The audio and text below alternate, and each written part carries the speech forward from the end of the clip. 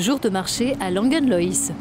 À l'approche des élections législatives de dimanche, les équipes du Parti populaire EVP vont à la rencontre des électeurs pour défendre leur poulain de 31 ans, Sebastian Kurz, actuel ministre de l'Intégration des Affaires européennes et internationales.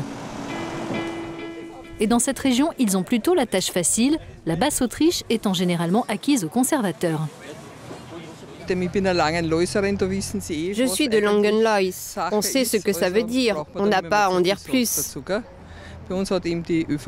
Ici, le nouveau EVP est numéro 1. Et c'est bien comme ça. Sur ces terres du parti EVP, dont la mue récente s'est traduite par un changement de couleur emblématique du noir au turquoise, militants et députés se montrent pour assurer la victoire annoncée de leur leader.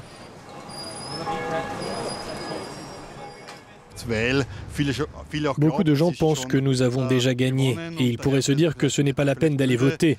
Donc nous devons vraiment éviter ça et motiver les électeurs.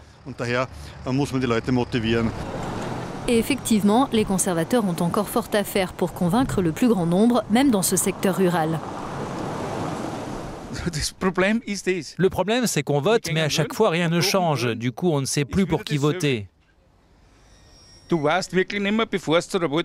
Ici, à la campagne, on fait notre choix soit par sympathie, soit parce qu'on veut voter contre quelqu'un.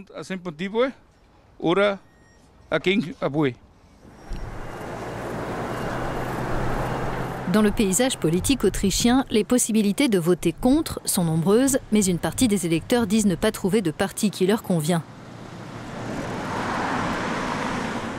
À Krems, une ville voisine, toutes les tendances sont représentées chez ce groupe d'amis qui se retrouvent au pub. Certains apprécient les idées de Sebastian Kurz, mais sont réticents à lui donner leur voix.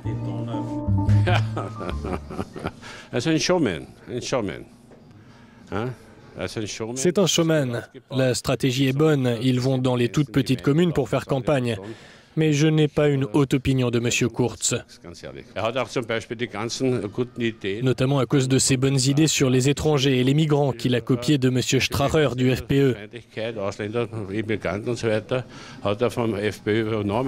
Ce retraité plutôt conservateur votera cette fois pour le parti d'extrême droite FPE qui, avec les sociodémocrates, se disputera la deuxième place du scrutin dimanche. Autour de la table, il y a justement un social-démocrate, mais il est tenté par le FPE. Ce pharmacien, lui, attend des réformes sociales tout en critiquant tous les politiques. Pour moi, il n'y a que du clientélisme et aucune grande solution, aucune volonté de trouver de grandes solutions. Et aussi dans le contexte européen, il y en a qui disent qu'on est les plus chanceux, mais on ne l'est plus. Les législatives ont de grandes chances d'aboutir à une coalition de droite autour des conservateurs qui seraient rejoints par le FPE. Qu'en pensent ceux qui habituellement soutiennent les partis écologistes et libéraux? Dans son magasin bio, Christoph Stocker estime lui que la présence de l'extrême droite au gouvernement n'aurait rien de dramatique.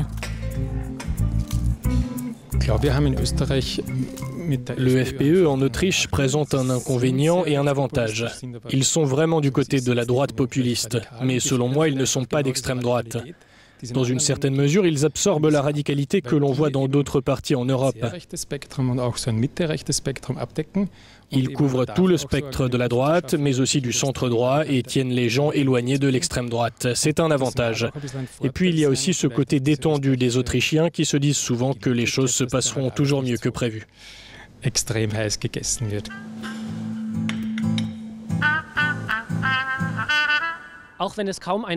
Même si peu l'admettent ouvertement, l'immigration et les réfugiés sont des thèmes importants qui pourraient d'ailleurs peser sur le résultat des élections. Sebastian Kurz les juge prioritaires. Sa victoire semble acquise, mais comme nous l'avons vu, de nombreux électeurs sont encore indécis. Philipp Artelt, Euronews, Langenlois.